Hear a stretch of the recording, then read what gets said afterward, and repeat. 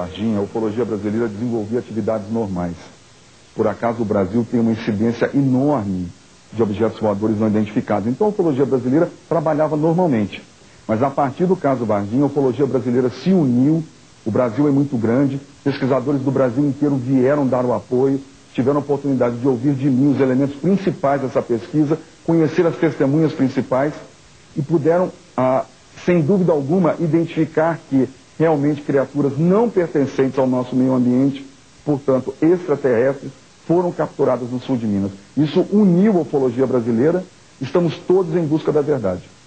O caso Varginha significa para a ufologia brasileira mundial um verdadeiro divisor de águas. Nós podemos dizer que há ufologia antes e a ufologia posterior ao caso Varginha.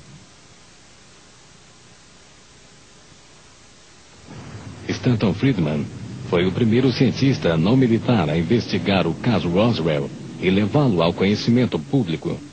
Hoje em dia, é considerado um dos melhores e mais importantes investigadores do assunto dos extraterrestres nos Estados Unidos.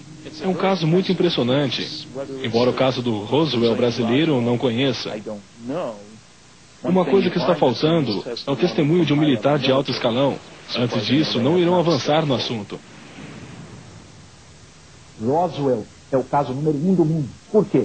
Porque nós temos dezenas de testemunhas militares que depuseram toda a verdade, vieram a público após terem ido para a reserva, dizendo que de fato tudo havia ocorrido. No caso Varginha, infelizmente nós ainda não estamos em condições de divulgar quais são as nossas testemunhas sigilosas, civis ou militares. Nós diríamos então que de uma forma bem distante e modesta, o caso Varginha seria facilmente classificado com o número 2 em todo o mundo.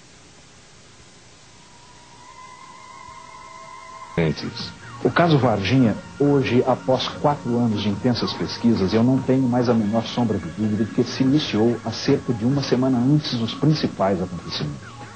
Nós diríamos que a partir do dia 13 de janeiro, houve o desenrolar, o desencadeamento de uma série de eventos envolvendo Força Aérea Americana, sistema de rastreamento por satélites dos Estados Unidos, o alerta da Força Aérea Brasileira, enfim, da unidade militar mais próxima, que é a Escola de Sargento das Armas de Três Corações, bombeiros, policiais de Varginha. Com o auge em 20 de janeiro, mais propriamente em virtude da divulgação do avistamento de 3 garotas e de outras coisas que paralelamente ocorreram naquele dia. Os centros espaciais estão olhando para baixo, estão procurando coisas que desprendem reentradas de mísseis, de grandes mísseis. Estão procurando coisas que voltam para a atmosfera. Os satélites soviéticos também são recuperados, e assim por diante. Então nossos satélites provavelmente fizeram a constatação. E eu imagino que os Estados Unidos tenham feito um acordo com muitos outros países. Se alguma coisa aparecer, por favor, nos avise, e será remunerado adequadamente, para garantir a recuperação.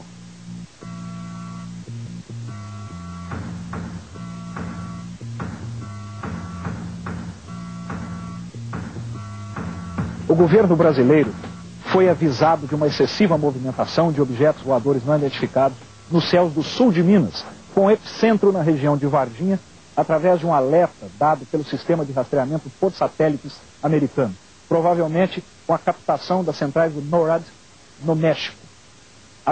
No Novo México, através deste alerta, o governo brasileiro acionou não somente as unidades da Força Aérea mais próximas, que são as bases em estados diferentes, mas tiveram que contar essas forças armadas, principalmente com a unidade mais próxima, que é a Escola de Sargento das Armas. Em cima do pasto, quando eles abriram a janela, o objeto ainda estava ali naquela ponta. 5 metros de altura do chão, a aproximadamente 25, 30 metros de distância, e veio voando. Vagarosamente, voou por 40 minutos. Isso, em termos de pesquisa ufológica, é quase uma eternidade. Muitos avistamentos não duram nem 1 minuto. Um dos pontos de início da verdadeira história.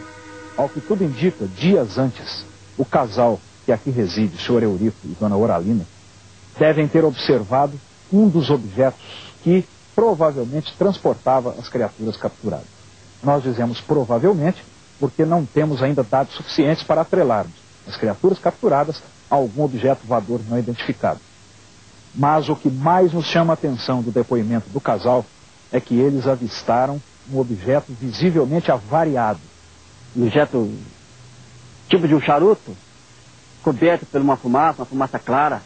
Na cauda dele, parecia que você... É a mesma coisa que você pegar uma serpentina, assim, colocar no ventilador, tocando assim. A gente via era muita fumaceira, né? Aquela fumaça assim, que vinha assim, tudo voando, mas não dá para ver o objeto direito que era, né? Parecia um submarino, aquele enorme, aquela fumaceira, e a gente ficou olhando assim, espantado.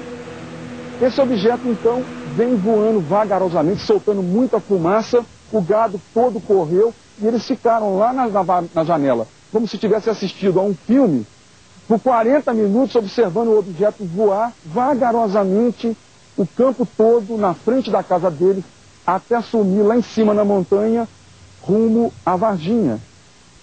Naquele local, por volta de 10 horas da manhã do dia 20 de janeiro, alguns militares pertencentes ao Corpo de Bombeiros de Varginha, da 13ª Companhia do Corpo de Bombeiros, capturaram uma criatura viva. Mas essa ocorrência que era a captura de algum animal ou alguma coisa que seja desconhecido na região ou até mesmo na cidade, nós não fomos acionados desse tipo de ocorrência.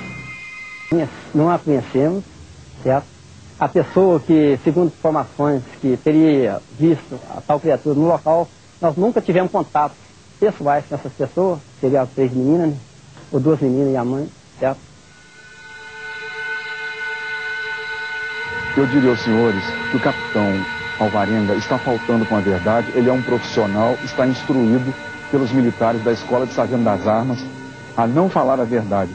Essa equipe nega que esteve no bairro Jardim Andere, onde essas criaturas foram capturadas no dia 20 de janeiro. Porém, nós temos testemunhas, inclusive aqui de dentro mesmo, que já nos relataram como eles trabalharam, como eles fizeram.